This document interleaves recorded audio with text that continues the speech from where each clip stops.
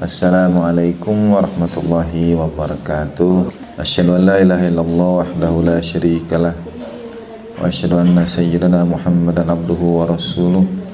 Innallaha wa malaikatahu yusholluna 'alan nabi ya ayyuhalladzina amanu shallu 'alaihi wa sallimu taslima. Allahumma shalli 'ala Muhammadin wa ali Muhammad wa ajil farajahum warzuqna fid dunya ziyaratahum wa fil akhirati syafa'atahum.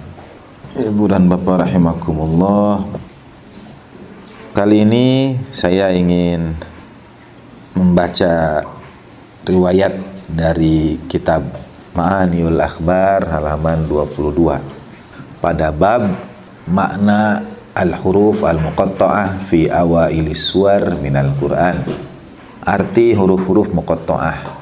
Dari dulu saya selalu bertanya, bukan hanya saya kira kita semua, tapi pertanyaan saya itu bukan tentang makna huruf-huruf muqatta'ah itu saja, tetapi adakah riwayat yang menunjukkan pertanyaan dari orang-orang soleh terdahulu tentang makna itu. Saya kira bukan hanya kita yang ingin tahu, orang-orang sebelum kita juga ingin mengetahui makna dari huruf-huruf muqatta'ah itu. Kitab-kitab riwayat kita, terutama yang umum, itu tidak memuat, karena kalau memuat pasti sudah masuk dalam tafsir-tafsir yang umum pula. Rata-rata mereka hanya menuliskan hanya Allah Ta'ala yang tahu, hanya Allah dan Rasulnya yang tahu. Tapi apakah tidak pernah ia ditanyakan kepada Rasulullah Shallallahu Alaihi Wasallam, dan kita tidak menemukan riwayatnya. Dalam Ma'aniul Akhbar ada satu hadis dinisbatkan kemudian sampai kepada Imam Ali alaihissalatu wassalam, dari Abul Hasan Muhammad ibn Harun Az-Zanjani, dari Ali ibn Ahmad al-Baghdadi al-Warraq, dari Mu'adz ibn al-Muthanna al-Anbari, dari Abdullah ibn Asma, dari Juwairiyah, dari Sufyan ibn Sa'id al-Thawri. Qultu li Ja'far ibn Muhammad ibn Ali ibn al-Husain ibn Ali ibn Abi Talib alaihi wassalatu wassalam. Ia bertanya pada Imam Ja'far as-Shadiq alaihi salatu wassalam bin Muhammad ibn Ali ibn al-Husain ibn Ali ibn Abi Talib alaihi wassalatu wassalam. Ya ibn Rasulillah, ma makna qaulillahi azza wa jalla? Apa makna firman Allah Ta'ala alif lam mim, alif lam mim, alif lam mim shad, alif lam ra, alif lam mim ra, disebutkan jenis-jenis huruf muqatta'ah itu. Kaf ha ya ain shad, toha, tosin, tosin min, yasin, shad, hamim, hamim ain sin qaf, qaf, nun. Qala alaihi salatu wassalam, Imam Ja'far alaihissalatu wassalam kemudian berkata, amma alif lam mim fi awalil Baqarah fa ma'nahu, makna alif lam mim di awal surat Al-Baqarah maknanya adalah anallah al-malik, akulah Allah sang penguasa. Alif lam mim di awal surat Ali Imran maknanya anallah al-majid. Kemudian alif lam mim so anallah al-muqtadir as-shadiq. Nah, dan semua itu dijabarkan oleh imam. Tetapi ada kekhususan, seperti alif lam mim pada surat awal Al-Baqarah itu berbeda dengan alif lam mim pada awal surat Ali Imran. Yang pertama itu anallah al-malik, yang kedua anallah al-majid. Dua nama Allah Ta'ala yang berbeda. Alif lam ra anallah ar-rauf, alif lam mim ra anallah al-muhyi al-mumit ar-raziq. Kaf ha ya ain shad anal kafi al-hadi al-wali al-alim as-sadiqil wa'ad. Nama-nama Allah Subhanahu wa taala. Wa amma toha, sedangkan toha fa ismun min asma'in nabiyyi sallallahu alaihi wa alihi, satu di antara nama Rasulullah sallallahu alaihi wa alihi, wa ma'nahu ya talibal haqqi al-hadiya ilaih. Toha, to-nya talibul haq, haknya hadi ilaih. Talibul haq yang mencari kebenaran, al-haq yang menginginkan al-haq, al-hadi ilaih yang memberikan petunjuk kepadanya. yaitu Rasulullah Shallallahu Alaihi Wasallam. Karena kemudian makna-makna dari huruf-huruf muqatta'ah itu bersambung dengan ayat-ayat selanjutnya. Talibul haq hadi ilaih itu bersambung dengan ma anzalna alaikal qur'ana litashqa bal litas'ad bihi. Kemudian tasin ana talibus sami', tasin mim ana talibus sami'ul mubdi'ul mu'id. Fayasin amma yasin fa ismun min asma'in nabiyyi sallallahu alaihi wa alihi wasallam wa ma'nahu ya ayyuhas sami' lil wahyi.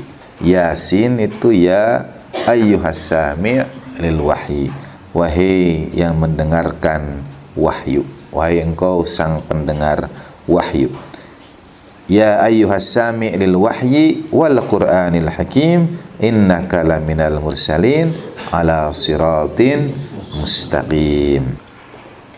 Wa amma shad adalah mata air yang memancar, yang sumbernya dari bawah arasy, allati tawadda'a minhan nabiyyu sallallahu alaihi wa alihi lamma urija bihi. Dengan mata air itu baginda Nabi sallallahu alaihi wasallam berwudu ketika beliau dimi'rajkan Allah subhanahu wa ta'ala. Itu makna huruf shad. Shad itu mata air di bawah arasy yang dengannya Rasulullah SAW berwudu ketika mi'raj, dan malaikat Jibril memasukinya setiap hari.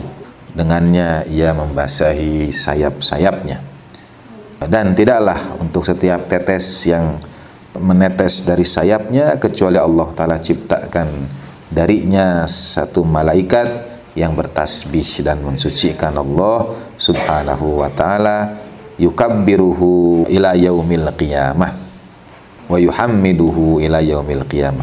Yusabbihullahu yuqaddisuhu yukabbiruhu yuhammiduhu ila yaumil qiyamah. Yang mensucikan Allah, mengkuduskan Allah, membesarkan Allah, memuji Allah Ta'ala hingga hari kiamat. Wa amma hamim fa ma'nahu al-hamidul majid. Hamim itu al-hamid al-majid. Hamim ain sin qaf, al-halim al-muthib al-alim as-sami al-qadir al-qawi. Wa amma qaf fa huwa al-jabalul muhit bil ardi wa bihi yumsikullahu al-ard an tumida bi ahliha. Adapun qaf adalah sebuah bukit di bumi yang Allah Ta'ala pegang sehingga ia tidak berguncang untuk mengguncang ahli bumi.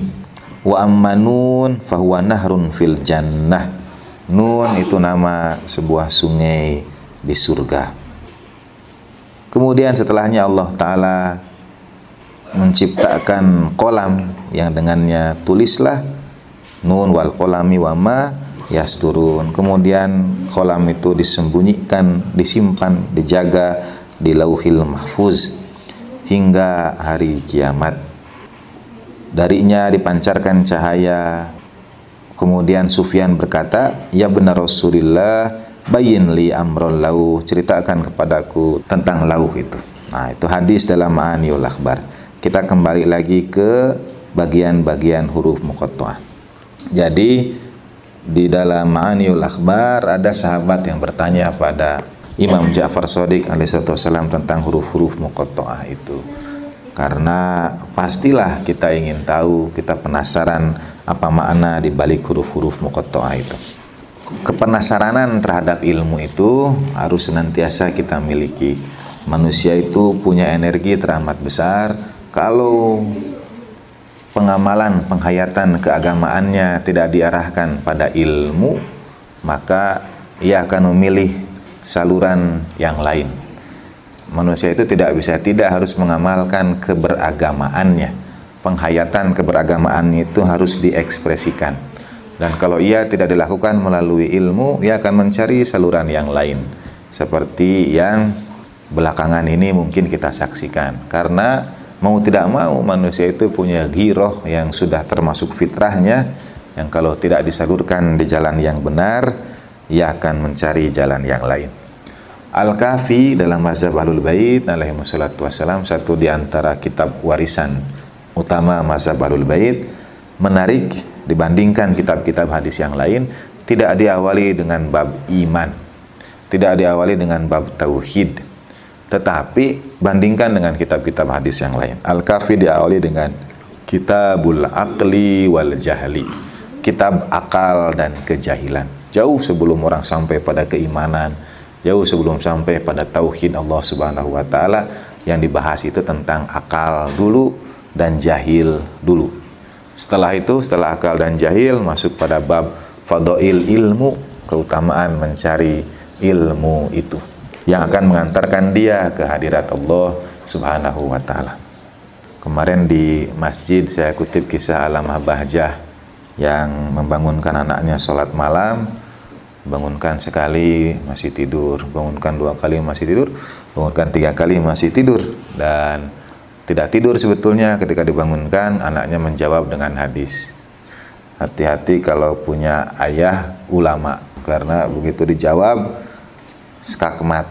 Misalnya seperti putranya Imam Khumaini, Sayyid Mustafa, mencegah ayahnya ziarah pagi hari, subuh-subuh dingin. Ziarah kan bisa dari jauh. Betul. Kemudian Imam Khumaini menjawab, ya bunayya la taslub anni ruhal awam, jangan kau cabut dariku semangatnya orang-orang yang awam. Udah selesai hujah itu. Nah, ketika putranya Alamah Bahjah dibangunkan, kata putranya Alamah Bahjah, aku sedang berpikir. Dia tidak bangun-bangun untuk diajak sholat malam itu karena sedang merenung. Lalu dia mengutip hadis, tafakkurus sa'ah khairun min ibadatis sanah, berpikir sesaat lebih baik dari ibadah 1 tahun. Nah, kata Alamah Bahjah, tahu tidak yang berpikir yang lebih baik dari ibadah 1 tahun? Yaitu berpikir yang membuatmu bangun untuk sholat malam. Gitu. Jadi itu tafakkurus sa'ah yang lebih baik dari ibadah 1 tahun.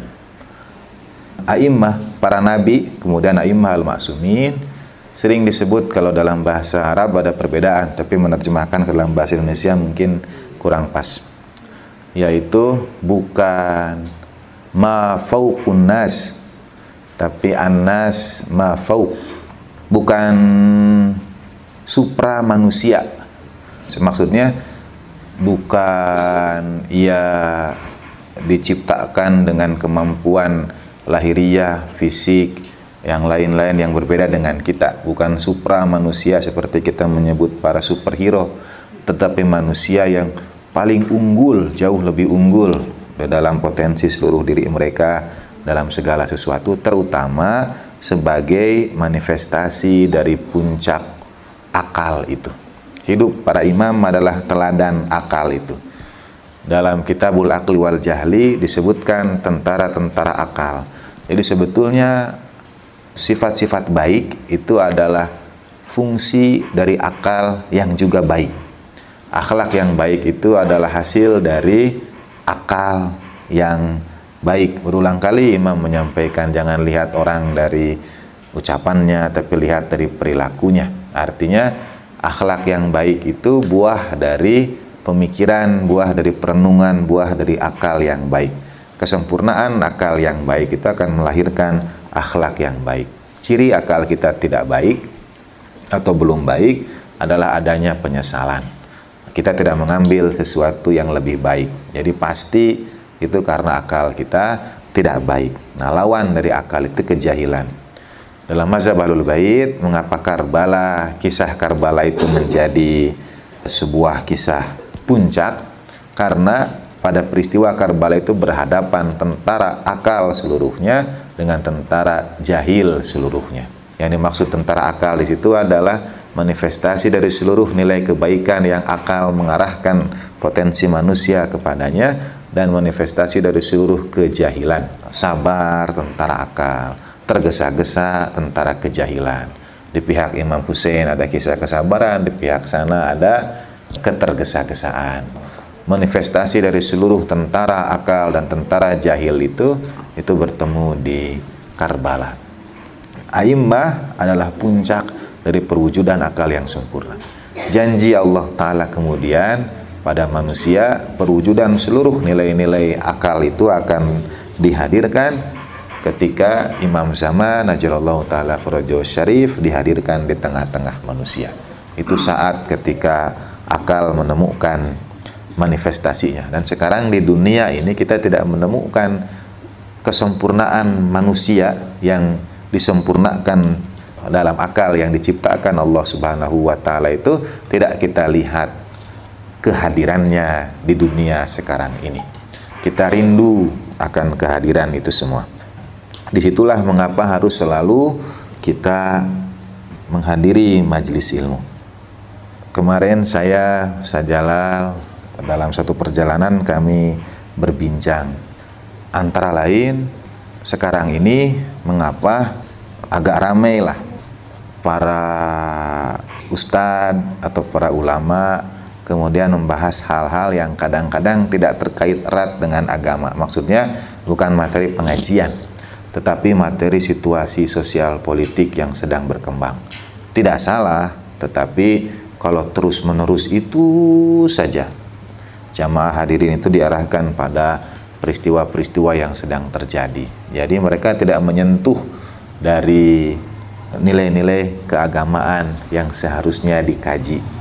Kawan-kawan Nahdiyin, alhamdulillah waktu kami kemarin ke Sragen, pengajian itu Maulid Nabi Sallallahu Alaihi Wasallam. Selawatan oleh Habib Muhammad Syafi'i Al-Idrus dari Sukoharjo.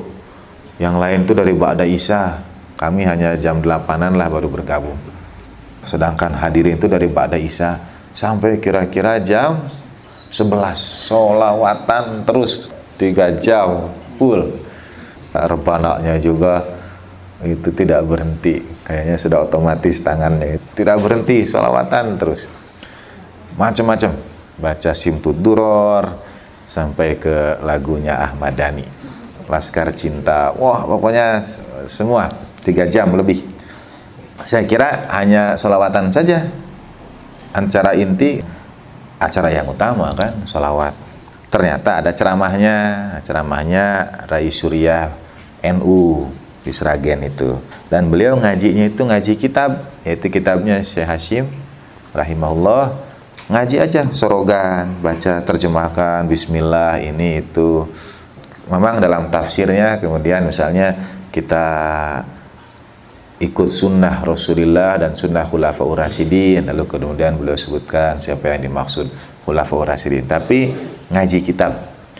Dan itu baru mukadimah yang beliau baca, sehingga saya sempat lihat ketebalan kitabnya itu. Ini baru mukadimah, selesai jam berapa? 1 halaman dibahas sorogan. Ternyata hanya berhenti sampai 2-3 kalimat, mungkin 1 paragraf, udah tutup saja, selesai. Kitab selesaikan lagi. Jadi mereka ngajinya itu ambil dari kitab Syekh Hashim, lalu di sorogan, diterjemahkan, dibahas. Bagus ngaji kitab. Lebih bagus lagi kalau rutin, sampai paling tidak jamaah itu bisa tamat 1 kitab. Kalau kita semua tidak ngaji kitab, cuma Ustaz Jalal yang ngaji kitabnya, kita tinggal menerima intisarinya gitu, dari kitab-kitab yang dibaca Ustaz Jalal. Kemudian kata Bapak, untuk itulah kita harus punya majelis rutin. Karena punya majelis rutin itu kita senantiasa ngaji, ustadznya juga terus-menerus mengaji lagi. Kalau tidak, giroh tadi itu, energi tadi itu, sehingga ada yang disalurkan ke ya hal-hal sosial politik yang sedang rame atau punya ciri khas ini, ciri khas itu. Tetapi kadang-kadang muncul pertanyaan-pertanyaan yang kritis yang kemudian harus disikapi dan paling tidak membuka kita terhadap pertanyaan-pertanyaan yang mungkin tidak umum, seperti contoh huruf-huruf muqatta'ah. Kalau sekarang kita tanya huruf-huruf muqatta'ah pada kawan-kawan kita, pasti jawabannya ya wallahu a'lam. Tapi apakah itu tidak menarik kita untuk lebih mengetahuinya? Dari jawaban Imam Ja'far Shadiq tadi itu kita akan tertarik karena di situ berkisah tentang Mi'raj Nabi SAW, berkisah tentang sungai, berkisah tentang bukit, berkisah tentang nun dan akal yang Allah Ta'ala ciptakan, berkisah tentang lauh, rahasia di balik huruf-huruf muqatta'ah itu. Dan ini baru 1. Ada lagi riwayat yang lain yang mengisahkan seperti kaf, ya, ain, shad. Dalam riwayat Mazhab al-Bait merujuk pada peristiwa Karbala, kafnya Karbala, ainnya Atsyan, dan seterusnya. Jadi banyak. Termasuk juga rahasia-rahasia yang Allah Ta'ala simpan di dalamnya. Ada 14 huruf muqatta'ah itu. Penggunaan bentuknya juga ada 14 banyaknya. Walaupun surat yang menggunakannya lebih dari 14, tapi bentuknya hanya 14. Dan ketika disusun-susun juga membentuk satu kalimat. Yang dari dulu sampai sekarang tidak bisa dibuat kalimat lengkap dari huruf-huruf muqatta'ah itu kecuali 2, tinggal memilih yang mana. Mayoritas yang umum dari huruf-huruf muqatta'ah itu kalau ia dibuat menjadi kalimat, dan itu sudah dari dulu sampai sekarang. Artinya kalau udah ada kalimat yang lain sudah dipikirkan orang, pasti sudah beredar, sudah banyak yang tahu. Tinggal kita Google saja huruf-huruf muqatta'ah jadi apa, itu pasti banyak muncul. Nah, ini tidak. Itu bagian dari rahasia Allah Subhanahu wa Ta'ala dari huruf-huruf muqatta'ah. Karena yang satu yang umum, kemudian memecahnya menjadi 2 kalimat. Jadi huruf-huruf muqatta'ah itu kalau digabungkan dipecah jadi 2 kalimat, yaitu naqasa asalukum hayyun tahura. Gitu. Dari 14 huruf itu kalau digabung menjadi naqasa asalukum hayyun tahura. Ya, artinya apa? Madumu sudah berkurang. Hayyun hidup, tahura bersih. Naqasa asalukum hayyun tahura. Berkurang madumu, titik, karena dia tidak nyambung. Kemudian hayyun tahura, hidup dan bersih. Dah. Tapi dalam mazhab Ahlul Bait mudah mengingatnya. Dalam mazhab Ahlul Bait huruf-huruf muqatta'ah itu membentuk kalimat, bisa dimulai dari mana saja, tapi kalimatnya berbunyi begini: siratu aliyyin haqqun numsikuhu. Itu bunyi seluruh huruf muqatta'ah itu digabung menjadi satu. Siratu aliyyin haqqun numsikuhu. Jalan Ali, kebenaran yang kami pegang teguh. Nah, tinggal dibandingkan antara 2 makna ini. Yang satu bicara tentang madumu berkurang, yang ini berbicara tentang siratu aliyyin. Atau bisa dimulai dari Ali, aliyun siratu haqqin numsikuhu. Bisa Ali, jalan kebenaran yang kami pegang teguh. Itu dari huruf-huruf muqatta'ah itu. Jadi kalau kita ingin belajar lebih jauh pada siapapun yang rekaman ini sampai, pertama mari kita cari rahasia di balik makna huruf-huruf muqatta'ah itu. Apakah Allah Subhanahu wa Ta'ala menurunkan huruf-huruf muqatta'ah itu tanpa makna? Mari kita gali kitab-kitab tafsir, kita tanya para asatidz, tanya guru-guru kita apa rahasia di balik huruf-huruf muqatta'ah itu. Dan yang kedua, mengapa jumlahnya hanya 14 huruf muqatta'ah itu? Apakah ia dipilih untuk menjadi huruf muqatta'ah itu begitu saja? Mengapa hanya 14 dari sekian banyak huruf hijaiyah? Mengapa bentuk penggunaannya juga di dalam Al-Quran hanya 14 banyaknya? Apakah ada kesamaan di antara 14 ini? Dan yang ketiga, kalau ia digabungkan seluruh huruf-huruf muqatta'ah itu digabungkan menjadi satu kalimat, kira-kira bisa membentuk kalimat lengkap apa di dalam bahasa Arab? Nah, itu ajakan untuk senantiasa mencari ilmu, dimulai dari huruf-huruf yang pertama yang mengawali surat-surat. Seolah-olah sebelum kita lanjut membaca surat itu, renungkan dulu apa makna dari huruf-huruf yang membuka surat-surat itu. Dari pemaparan Imam Ja'far Shadiq alaihissalatu wassalam, antara lain adalah asma Allah Subhanahu wa Ta'ala. Di balik itu ada nama-nama Allah Subhanahu wa Ta'ala yang berkaitan dengan isi surat yang khusus. Ada yang alif lam mim itu Al-Malik, ada yang alif lam mim mimnya itu Al-Majid. Nah, itu pun menambah pertanyaan berikutnya. Mengapa menurut Imam Ja'far alif lam mim di Al-Baqarah itu mimnya Malik, mengapa di Ali Imran mimnya Majid? Toha sebagai nama baginda Nabi bukan sekedar nama kita memanggil, oh ini panggilan Allah Ta'ala pada Rasulullah, itu dipanggil begitu. Tentu setiap panggilan Allah Ta'ala pada baginda Nabi Sallallahu Alaihi adalah panggilan yang penuh makna. Al-Mustafa yang dipilih, baginda Nabi disebut sallallahu alaihi wasallam Muhammad SAW yang terpuji. Jadi semuanya pasti punya makna. Kemudian kita tanya, mengapa Rasulullah SAW dipanggil Toha? Sudah, ya begitu Al-Quran menyebutnya. Ya kenapa disebut Toha? Ya begitu Allah Ta'ala menggelari baginda Nabi. Apa maknanya? Hanya Allah Ta'ala yang tahu. Yasin, itu nama Rasulullah. Apa artinya? Hanya Allah Ta'ala yang tahu. Menurut Imam Ja'far Shadiq, Toha itu adalah Talibul Haq Al-Hadi Ilaih, yang mencari, menginginkan kebenaran, pencari kebenaran, dan yang menunjukkan orang ke jalannya. Ya, begitu kita menyebut Rasulullah SAW dengan panggilan Toha, itu artinya di dalamnya kita ungkap syukur kita pada Allah Ta'ala karena kebenarannya mudah-mudahan yang kita peroleh, tetapi kepastian perolehan itu karena keberkahan Rasulullah SAW. Kemudian Yasin itu ya ayyuhas sami' lil wahyi, wahai yang mendengarkan wahyu, wahai ya yang mendengarkan wahyu.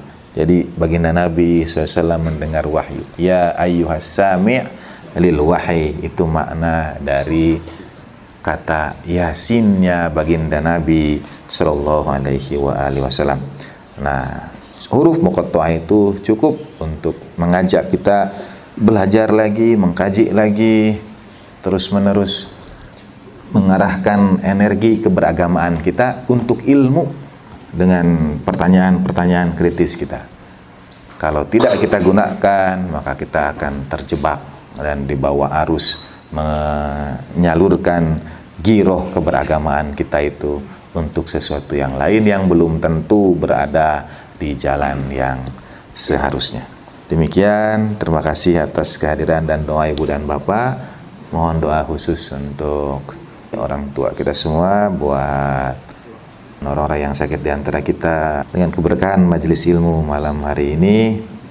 Allahumma ajil walikal faraj. Al-Fatihah.